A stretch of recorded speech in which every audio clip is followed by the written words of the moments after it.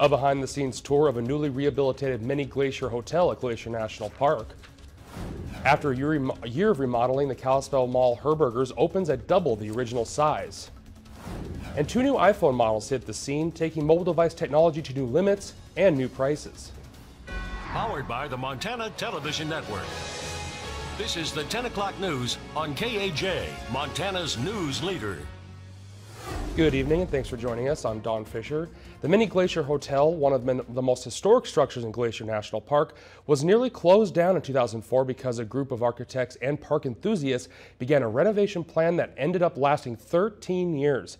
MTN's Jack Ginsburg went to a celebration at the hotel today to see how it had been updated while still holding on to its rich history. So that's what places like this provide for us. It's a place that anchors our culture in some really wonderful stories. In 2004, there was talk of the Mini Glacier Hotel being shut down due to a number of issues ranging from fire danger to structural damage. However, those with a strong passion for the hotel refused to stand idly by and watch a historic monument like this taken from the visitors of Glacier National Park. When we planted that flag and said, absolutely not, is when traction was given to this project. For the next 13 years, the Anderson Hallis Architecture Company worked tirelessly to renovate the hotel while still holding on to the history of the 1920s building. One of those major projects was restoring the lighting in the lobby and the main dining room. When the lights go out in nature, they come on here in the space, and it has a sparkle and a magic that not many spaces have. Certainly very few spaces that are built today have.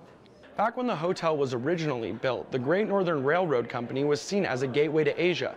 These new light fixtures here behind me model the exact same paper lanterns that were originally put in this lobby.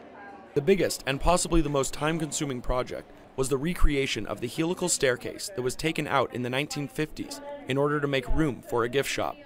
Anderson says that they had some help from the past, allowing them to recreate the staircase almost identical to what it was before. It presented some interesting challenges because the original was not built to code. We have to design to code today. But the benefit was that we had the original drawings. So we worked with those original drawings to create essentially almost exactly what was here historically. Anderson says they are not fully done with the renovations, but time and patience are what allows them to hold on to the history. The most important thing is that the building is secured and will continue to be a historic icon in Glacier National Park for years to come. Due to the support and help and passion of so many of you here today, that will continue, hopefully into the next 100 years and beyond. In Glacier National Park, Jack Ginsburg, MTN News. And 7 of those rooms were fully renovated back to resemble how they originally stood in the 1920s. And after a year-long expansion and remodeling of a popular department store in Kalispell, it is set to reveal a new look while also looking to spur revitalization downtown. The Herberger store in Kalispell Center Mall has completed work that began last summer to double its size. The department store is set to host a ribbon-cutting ceremony tomorrow morning at 7:45 in the morning. The store remained open during the expansion from 40 to 80,000 square feet. The new addition features a more spacious floor plan, comfort seating areas around the fitting rooms, and updated decor. Store manager Gary Evans says while many departments have announced plans to scale down or even close, they have chosen to add more space to offer a better shopping experience for their customers. It's something that we've thought we needed for many years here in Kalispell, and the great partnership we've had with the mall ownership group. We just thought it was the best thing to do at this time is to add square feet. We've really needed the additional space for our customers here in Kalispell. And tomorrow's grand opening ceremony is open to the public and will feature a performance from the Flathead High School Marching Band. Following the ribbon cutting, the first 500 customers in the store will receive a free gift. And after 2 days of measurable precipitation and nearly 11 weeks in a much needed in western Montana, a much needed weather pattern is heading our way. Meteorologist Russ Thomas explores the impact this will have on our ongoing wildfires. With more than 1.3 million acres scorched this summer, 2017 is now the second worst fire season on record in the Northern Rockies region, surpassed only by the summer of 2012. Now, 2 much-needed wet, cool weather systems are targeting Montana over the next week. It won't completely clear the smoke, but it's a start. We won't be ending our fire season with these events. We'll be slowing it down, but there's just so much fire in the landscape across the region, and many of the fires are in heavy timber, and the fuels are so dry because of our summer drought. History shows that mid to late September is when we often begin to see a seasonal change in the weather pattern. The extended forecast shows a trend to cooler, wetter conditions over the next 2 weeks. This is good news, as each system may not cover all areas, but the more opportunities we have, the better. Unfortunately, the first system looks like it's going to miss out for northwest Montana and North Idaho, where we do have some very active fires. But the models are showing an even stronger, wetter system coming in directly from the west, and that will really help North Idaho and western Montana, northwest Montana particularly. The expected cooler temperatures are helpful, and the rainfall is certainly very beneficial, but there is one extra factor that would trump it all. The second system next week, we could actually see widespread areas of snowpack developing into next week over the mountains throughout western Montana. More good news, the dry periods in between our rain events won't be as problematic as what we've had in recent weeks. The days will be so much cooler, the nights longer, and so our burning periods each day will be a lot shorter and less intense. A sure sign that the worst of the fire season is officially behind us. In Missoula, Russ Thomas, MTN News.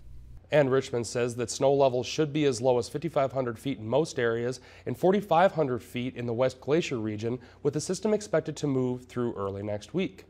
And for more on what you can expect weather-wise this week, we're going to toss it over to Chief Meteorologist Aaron Yost. Aaron? Yeah, we're going to have to get through one system before that even potentially cooler system early next week, and that's the one that has our first winter storm watch issued of the season headed our way Thursday night into Friday morning. Right now, though, and today, quite different. We topped out about 10 to 15 degrees above average for this time of year all across the Flathead Valley, as we saw high temperatures well into the 80s, even a couple of low 90s in the mix. But we do have those changes headed our way with our next system set to move in Thursday and Friday. Here's a look at where those winter storm watches have been posted. We've got a whole lot more coming up in your forecast.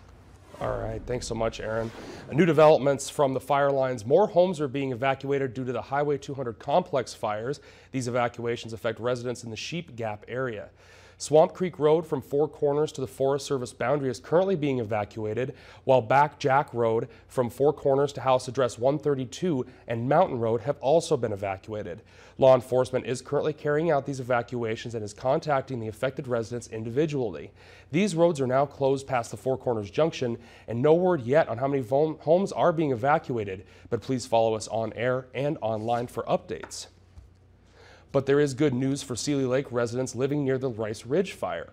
The Missoula County Sheriff's Office reports that after conferring with the incident management team, it has decided to downgrade Zone 5 in Seeley Lake from an evacuation order to an evacuation warning. This last zone is the area north of the airport and is adjacent to Seeley Lake, but technically in Powell County, and affects about 6 homes. All of Seeley Lake is still under evacuation warning, while evacuation orders and warnings remain in effect in Powell County. At last check, the Rice Ridge fire had burned nearly 140,000 acres since being sparked by lightning north of Seeley Lake on July 24th. And KAJ has partnered with the Montana Community Foundation to create the Montana Wildlife Relief Fund. This is your chance to help your fellow Montanans who are victims of these disastrous fires. To donate, you can go to KAJ18.com and make your contribution online or get information on how to mail it. We are proud to announce since launching the fundraiser on Monday, over $36,000 has been donated. That includes a $25,000 donation from the Montana Shirt Company in the Flathead, and we thank you for that. It's been fewer than 4 months since Greg Gianforte won Montana's at-large congressional seat, but already the Bozeman businessman has a challenger ready to face him in 2018. Grant Cure, former director for Montana Land Trust, is throwing his hat into the congressional ring. He's running as a Democrat. He made the announcement before the crowd of about 100 supporters Tuesday evening. Cure says he hopes to put aside party line squabbling if sent to Washington and work towards bettering both Montana and the nation. But he says right now, partisan divide is hurting the country. And even though they know that we solve our problems best when we come together, they continue to divide us and turn every issue into a fight between us. I'm running for Congress because this is unacceptable. This is not who we are in Montana. And depending on how many others throw their hat into the ring, Keir could face fellow Democrats in a June 2018 primary. The general election will be on November 6th, 2018. And coming up after the break, Aaron Yost is forecasting some fall-like weather coming up this week, but also some critical fire weather in the near future. And Apple releases details on 2 new